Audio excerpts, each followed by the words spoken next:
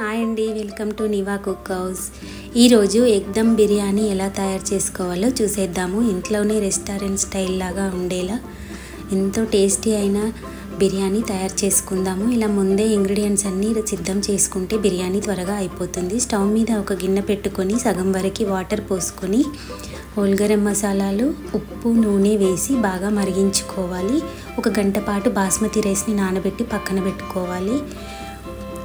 మరొక స్టవ్ మీద ఒక ప్యాన్ పెట్టుకొని కాస్తంత ఆయిల్ వేసి ఉప్పు, కారం, పసుపు, గరం మసాలాను వేసి బాయిల్ చేసిన ఎగ్స్ని వేసి బాగా రోస్ట్ చేసుకోవాలి.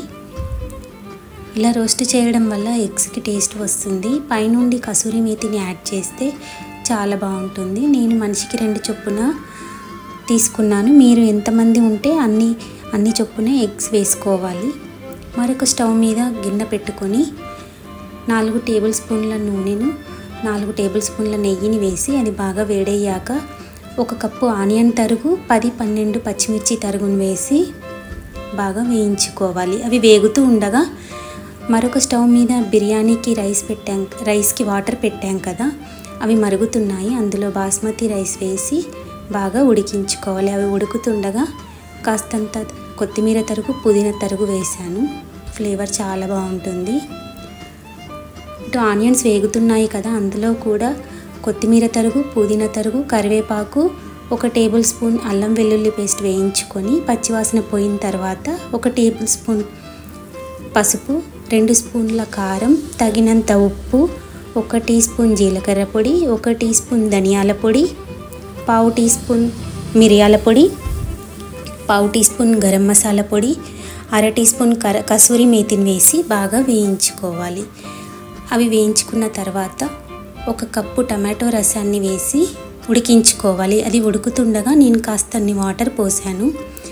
ఇలా గ్రేవీగా కర్రీ చాలా టేస్టీగా ఉంటుంది. రెస్టారెంట్ స్టైల్ లాగా చాలా బాగుంటుంది. ఇది ఉడికించుకున్న తర్వాత మనం వేయించుకున్న ఎగ్స్ని వేసి మరి కాసేపు ఉడికించుకోవాలి. పైనుండి నేను ఫ్రెష్ క్రీమ్ని యాడ్ చేశాను. మీకు కనుక ఫ్రెష్ క్రీమ్ లేకపోతే పాల మీద మీగడైనా మిక్సీ పట్టుకొని వేసుకోవచ్చు. బాస్మతి రైస్ ఉడికిపోయింది. ఇలా 75% ఉడికితే సరిపోతుంది బిర్యానీకి. మనం ఎగ్స్ బాయిల్ చేసుకున్నాం కదా, అందులో గ్రేవీ కర్రీలో వేసి ఉడికించుకున్న తర్వాత బ్రౌన్ ఆనియన్స్ వేసి దానిపైనుండి ఇలా బాస్మతి రైస్ని వేసి సమంగా పరుచుకోవాలి. ఇలా 75% ఉడికిన తర్వాత మిగతా 25% దమ్ చేసేటప్పుడు ఉడికిపోతుంది. ఇది పర్ఫెక్ట్గా ఉంటేనే బిర్యానీ పర్ఫెక్ట్గా వస్తుంది.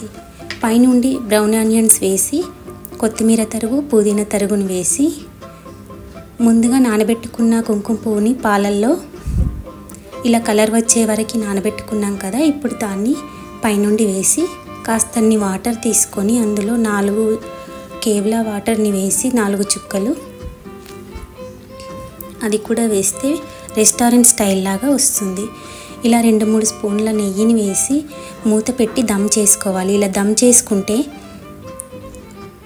15 నిమిషాల తర్వాత మూత తీస్తే ఇలా వేడివేడి దమ్ బిర్యానీ రెడీ అయిపోతుంది. చూడండి ఎంత చక్కగా వచ్చిందో బిర్యానీ రెస్టారెంట్ స్టైల్ లాగా.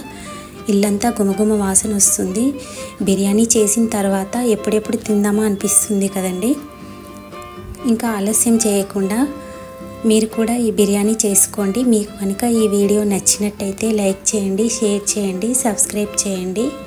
మరొక వంటతో మళ్ళీ కలుస్తాను. Thank you for watching.